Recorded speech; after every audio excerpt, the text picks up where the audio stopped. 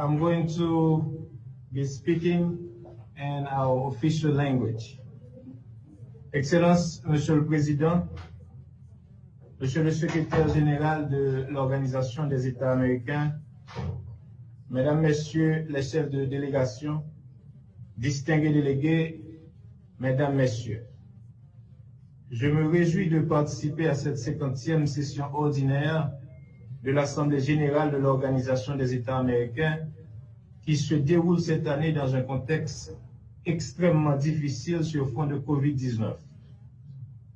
Je voudrais d'emblée adresser mes vives félicitations au président de notre Assemblée pour la créativité et le dynamisme avec lesquels il dirige les travaux de cette session. Notre expression d'appréciation s'adresse également aux membres du staff technique pour les dispositions exceptionnelles prises pour rendre possible cette session grâce à des vidéoconférences. Cette formidable capacité d'adaptation dans l'adversité mérite l'admiration de tous. La pandémie de COVID-19 a causé des pertes matérielles et en vies humaines énormes un peu partout dans le monde, particulièrement au niveau de notre continent.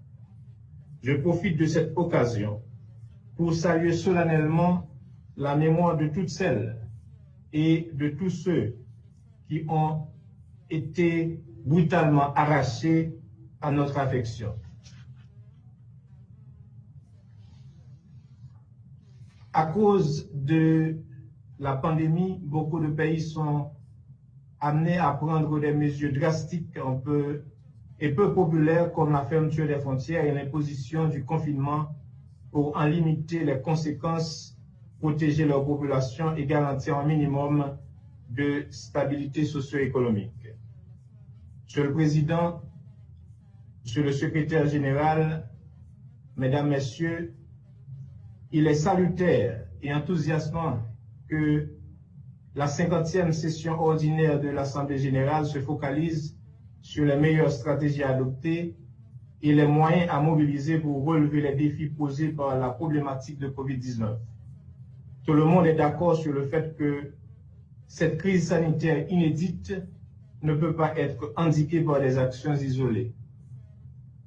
L'unanimité semble être faite désormais sur la nécessité de prendre des actions collectives et coordonnées pour surmonter cette crise dans le cadre d'une vaste coopération à l'échelle régionale et globale.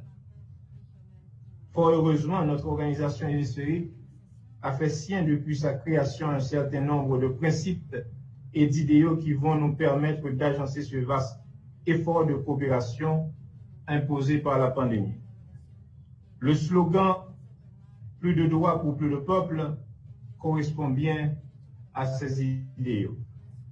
Avec ceci, joint aux 4 piliers de l'organisation, c'est-à-dire la démocratie, les droits humains, la sécurité et le développement, nous pourrons non seulement venir à bout de la COVID-19 et de ses graves conséquences, mais nous continuerons à avoir les yeux rivés sur les priorités déjà définies, notamment ceux liés à l'impératif du développement durable.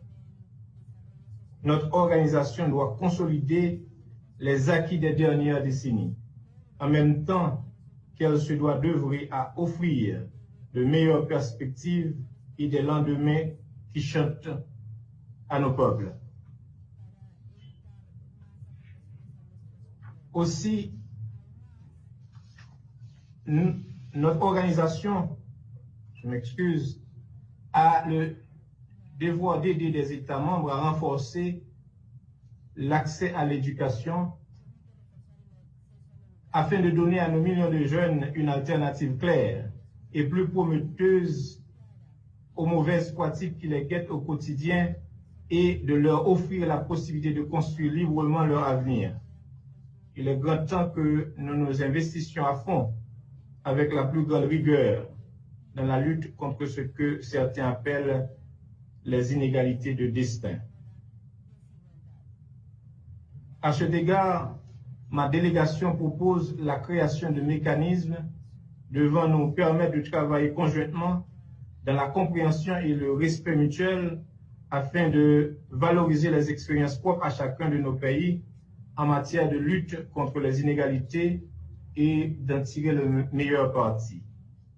Il serait impératif également de mettre en place des canaux de diffusion de nos bonnes pratiques en matière d'éducation.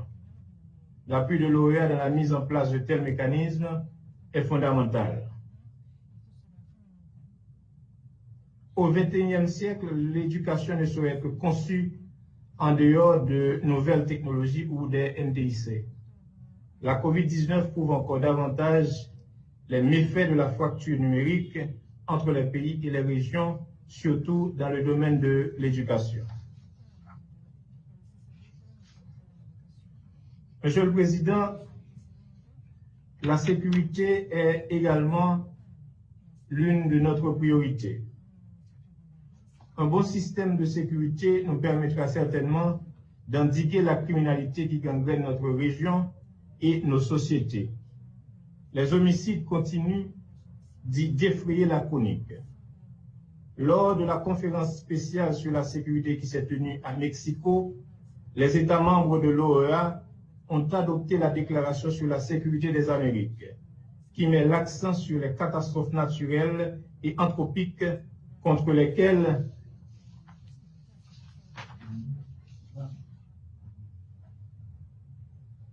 je m'excuse un moment, il nous appartient de lutter.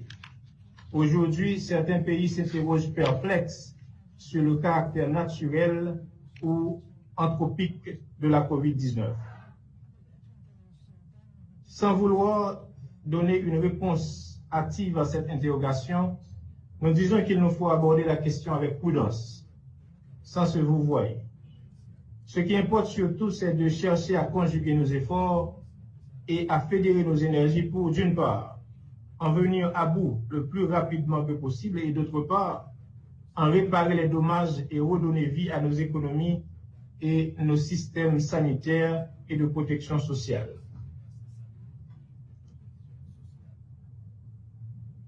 Notre quatrième priorité, si vous voulez, est axée sur le développement.